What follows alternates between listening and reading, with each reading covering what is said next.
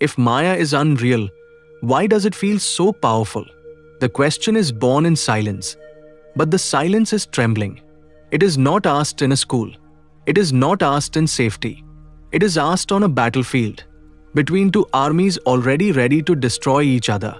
On the soil of Kurukshetra, Arjuna stops. Not the war, himself. His bow slips from his hand. His breath becomes shallow. His eyes are open, yet he is no longer seeing the enemy. He is seeing his own confusion. In front of him stands Krishna, silent, relaxed, almost playful, as if nothing is at stake. Arjuna knows the teachings. He knows that the self is eternal. He knows that death is not final. He knows that truth cannot be destroyed. Yet none of this knowledge helps him now. Fear is real. Attachment is real. Grief is real. So the question does not come as philosophy. It comes as pain. If this world is Maya, if it is not ultimately real, why does it crush me with such force? If Maya was simply false, it could be dismissed.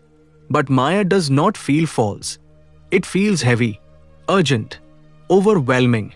Krishna does not answer immediately. Because some questions cannot be answered, they must dissolve. When he speaks, it is not an argument. It is a turning inward. Maya is unreal. But unreal does not mean non-existent. A dream is unreal. Yet while dreaming, it commands your whole being. You run. You fight. You suffer. You die. Why? Because consciousness has forgotten itself inside the dream. Krishna reveals the unsettling truth. Maya has no power of its own. It lives on borrowed awareness. Just as darkness has no substance and exists only where light is absent, Maya exists only where awareness is missing. That is why it feels powerful. You do not experience Maya, you become it. The moment you say, I am the body, I am the mind, I am the fear, I am the story, Maya is complete. This is why knowledge does not free you. Knowledge lives in the same place as Maya, the mind. You can know the truth and still live in illusion. Maya is subtle. It does not shout. It whispers. Become someone. Secure the future. Fix yourself. Achieve peace. Be enlightened. Even the search for truth can become Maya's finest disguise. Arjuna realizes something shocking. Even spirituality has not saved him. So the question deepens, if Maya is unreal, why can't I drop it? Krishna smiles, not in mockery, but in compassion. Because you cannot drop what you are identified with. You cannot escape Maya. You cannot fight Maya. The moment you try, you are already inside it. Maya feeds on effort. It survives on seriousness. Seeing is enough. The instant illusion is seen as illusion, it loses authority. Not tomorrow, not gradually. Now, the world does not disappear, but its grip loosens. Pain may still arise, but suffering ends. Action continues, but the doer dissolves. And suddenly Arjuna understands.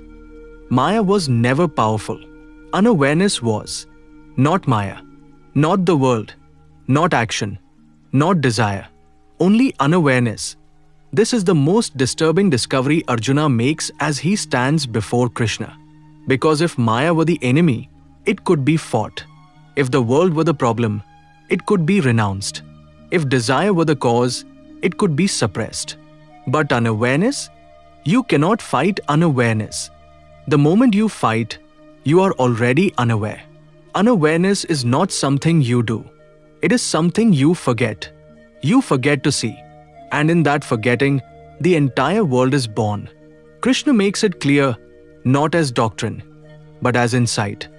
Maya is not a force attacking you from outside. It is the shadow created when awareness turns away from itself. Just as a mirror covered with dust does not lose its capacity to reflect, consciousness covered with unawareness does not lose its truth. It only loses clarity. This is why Maya feels ancient, why it feels personal, why it feels intimate. Because it has lived with you for lifetimes as habit. Unawareness is habit pretending to be reality. You wake up each morning and immediately become someone. A name, a role, a history, a plan. Before awareness has a chance to settle, identity has already occupied the house. This occupation is Maya, not the mountains, not the rivers, not the people. The unconscious assumption, I am this. Krishna does not ask Arjuna to destroy this assumption. He asks him to see it. Seeing is dangerous because it leaves nothing to hold on to. The moment Arjuna sees that fear arises after identification, not before, something loosens. Fear needs a center. Unawareness provides it. Without unawareness, fear has no address. Krishna reveals a subtle paradox. Awareness does not remove Maya. It exposes that Maya was never there as an independent reality. Just as light does not fight darkness, darkness simply disappears. Unawareness is darkness, and darkness never resists light. It vanishes. This is why the spiritual journey is so strange. You expect progress, improvement, transformation, but awakening is not transformation. It is subtraction. Less becoming, less noise, less identity, more space. Maya thrives on movement, on tomorrow, on almost. Awareness lives only now. That is why unawareness feels so powerful. Because it keeps you moving, from desire to desire, from fear to fear, from past to future. Never here. Krishna tells Arjuna something shocking. You are not asleep because you are ignorant. You are asleep because you are busy. Busy becoming, busy achieving, busy avoiding. Even spiritual seeking can become busyness. Searching for truth assumes you are not truth. Improving yourself assumes something is wrong. Maya loves improvement. It hates stillness. Stillness exposes the lie. So Krishna does not give Arjuna a technique. He gives him a mirror. Look, he says. Notice how thoughts arise on their own. Notice how emotions come and go. Notice how the body acts before you decide. Where are you in all this? Unawareness answers too quickly. I am the thinker. I am the doer. Awareness waits.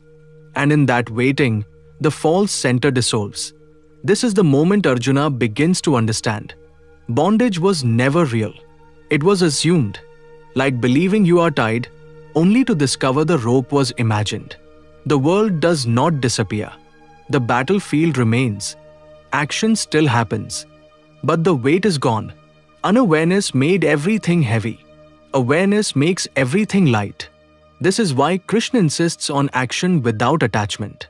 Not because attachment is immoral, but because attachment is unawareness in disguise. When you act without clinging, Maya has nothing to grip.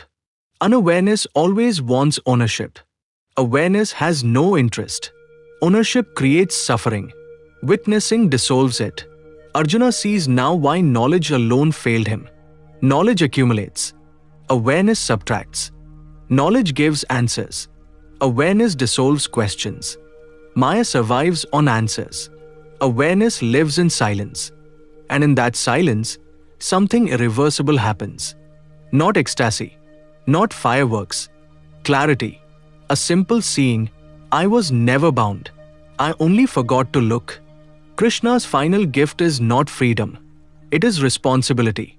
You are not trapped by the world. You are asleep in it. Wakefulness is enough. Nothing else is required. No escape. No renunciation. No special state. Just this moment, seen without commentary. And here lies the deepest mystery. Maya does not end. Unawareness ends. The world continues. But the dreamer wakes. Action continues. But the doer dissolves. Life continues. But fear loses its root. And Arjuna understands at last, Maya never enslaved him. Unawareness did. And unawareness ends the moment it is seen.